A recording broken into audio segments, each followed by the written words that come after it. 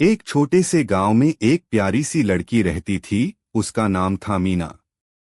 मीना बहुत बहादुर और समझदार थी।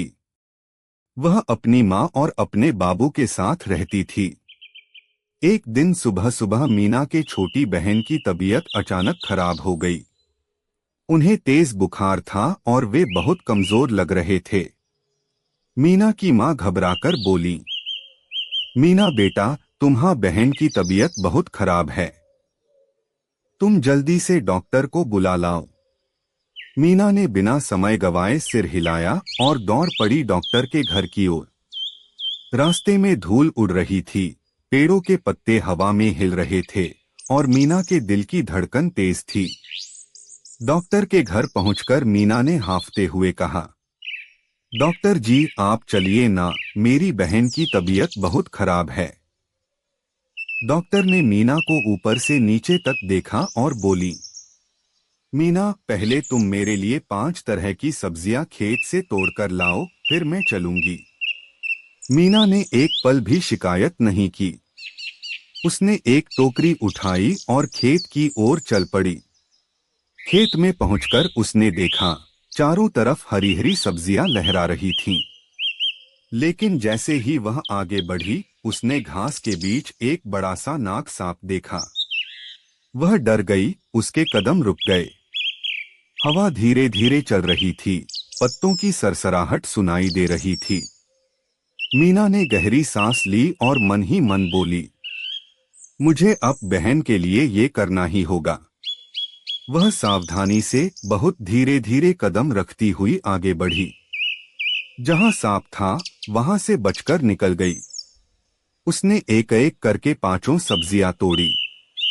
हर सब्जी को ध्यान से, बिना किसी को नुकसान पहुंचाए, टोकरी में रखा। उसके माथे पर पसीना था, लेकिन उसके चेहरे पर हिम्मत थी। मुश्किल से सब्जियां लेकर वह डॉक्टर के पास पहुंची।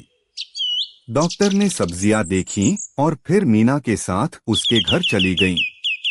घर पहुंचकर डॉक्टर ने मीना की बहन को देखा, नाड़ी जांची और बोली, मीना तुम ये पर्चा ले जाओ और मेडिकल स्टोर से दवा लेकर आओ। मीना ने पर्ची अपने झोले में रखी। वह बाहर आई, अपनी साइकिल उठाई और जाने लगी। तभी उसने देखा, साइकिल में हवा नहीं थी। वह रुकी, इधर उधर देखा, फिर पंप उठाया और धीरे धीरे साइकिल में हवा भरने लगी। पंप की आवाज फूं फूं करती गूंज रही थी। आखिरकार साइकिल तैयार हो गई।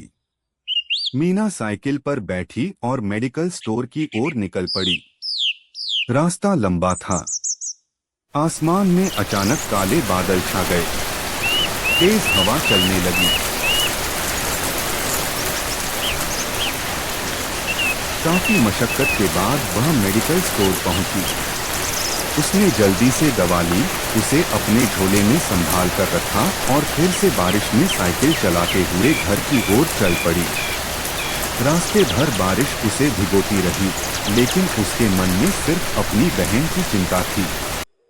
घर पहुंचते ही वह सीधे अंदर गई। डॉक्टर वहीं इंतजार कर रहे थे। मीना ने भीगे हुए हाथों से दवा डॉक्टर को दे दी। डॉक्टर ने तुरंत दवा तैयार की और उसकी बहन को पिला दी।